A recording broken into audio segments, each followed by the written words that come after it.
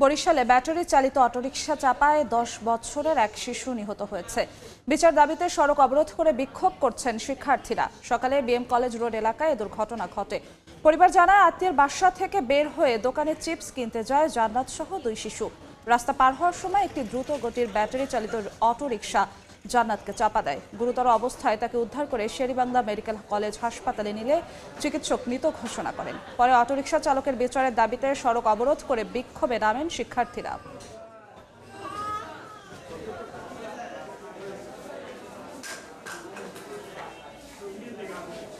এই মুহূর্তে বরিশাল নগরীর নথুল্লাবাদ বাস টার্মিনাল এলাকায় আছেন সহকর্মী অপূর্ব অপু। সরাসরি যাচ্ছি তার কাছে। অপু, বরিশালের বিএম কলেজের সামনে কলেজ রোড এলাকায় এক শিশু সড়ক দুর্ঘটনায় নিহতের ঘটনায় কার্যত এখন বরিশাল উত্তাল হয়েছে নিরাপদ সড়কের দাবিতে। যে আন্দোলন আজকে দুপুরবেলা বিএম কলেজের সামনে শুরু হয়েছে সেটি এখন ছড়িয়ে পড়েছে বরিশালের নতুল্লাবাদ বাস টার্মিনাল এলাকা পর্যন্ত। বরিশাল নতুল্লাবাদ বাস টার্মিনাল এলাকা কার্যত এই মুহূর্তে অবরুদ্ধ হয়েছে। এখান থেকে ঢাকা বরিশাল সড়কের সকল ধরনের বাস চলাচল বন্ধ হয়ে গেছে এবং এই বাস টার্মিনালের সামনের অংশে দাঁড়িয়ে এখানে ছাত্রদের সাথে সাথে জনতা এসে যুক্ত হয়ে এখানে আগুন জ্বালিয়ে, টায়ারে আগুন জ্বালিয়ে তারা বিক্ষোভ প্রদর্শন করছে। তারা এক দফা নিয়ে এসেছে নিরাপদ সড়ক চাই। নিরাপদ সড়কের দাবিতে তারা এখানে মোহর স্লোগান দিচ্ছে এবং এই স্লোগানে মুখর হয়ে গেছে এই গোটা এলাকা।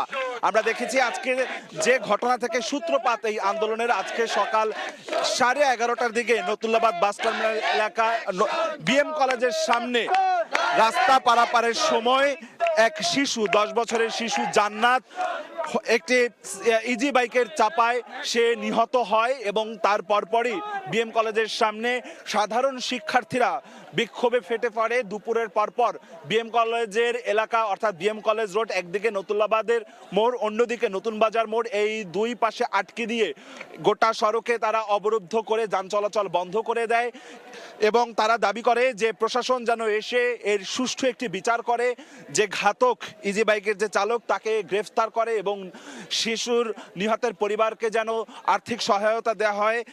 এই দাবিগুলো আমাদের কাছে আসলে এখানকার যারা ছাত্ররা তারা দাবি করেছিল। 7টি দফা নিয়ে তারা আন্দোলন কার্যক্রম শুরু করে। এর পরপর যখন প্রশাসনের কোনো সাড়া না পেয়ে তাদের পক্ষ থেকে বলা হচ্ছে প্রশাসনের পক্ষ থেকে কোনো সাড়া না পাওয়ায় সে আন্দোলনটি ছড়িয়ে পড়ে। সন্ধ্যার পর বরিশালের নতুল্লাবাদ বাস টার্মিনাল এলাকায় এসে এই জায়গাটি ঢাকা বরিশাল মহাসড়ক অবরোধ করে এই মুহূর্তে আন্দোলন চলছে। এক দফা, সেটি হচ্ছে বরিশালের সড়ক নিরাপদ চায়, কোনো মানুষের যেন প্রাণ আর না ঝরে। আপাতত আমার কাছে এতটুকুই ছিল নতুল্লাবাদ বাস টার্মিনাল এলাকা থেকে।